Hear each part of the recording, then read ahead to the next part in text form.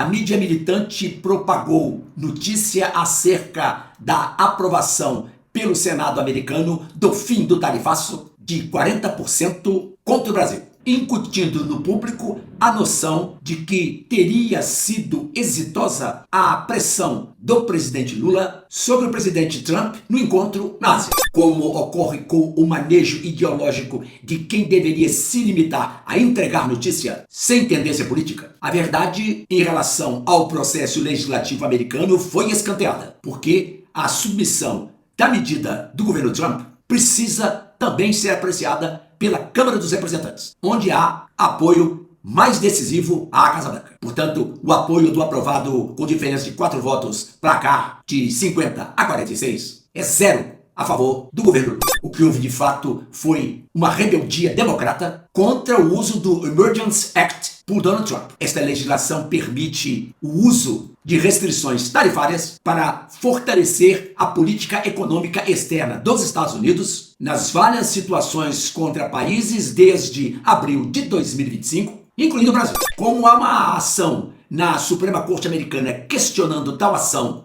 do Executivo, os democratas usaram o projeto para barrar as alíquotas adicionais como pressão sobre os juízes, jogada eminentemente política que se restringirá ao mero simbolismo da esquerda. Há uma medida vigente na Câmara que impede as contestações das tarifas trumpistas, significando que nada será votado sobre o tema até o mês de dezembro de 2025. Ainda que não houvesse esse obstáculo formal e que prevalecesse o decidido no Senado, o presidente teria competência para vetar o ato, o que significaria quadro inalterado. As relações Brasil e Estados Unidos estão imóveis no campo político, pois condicionadas à mudança de postura brasileira em relação ao comportamento do judiciário, especialmente do STF, que, conforme carta de Trump, emitiu ordens de censura secretas e ilegais contra pessoas americanas. Além disso, o condutor-mor das negociações do lado dos Estados Unidos é o falcão dos falcões, Marco Rubio, alguém que, segundo se comenta, tem aversão ao governo Lula. Sendo assim, o quadro continua desanimador.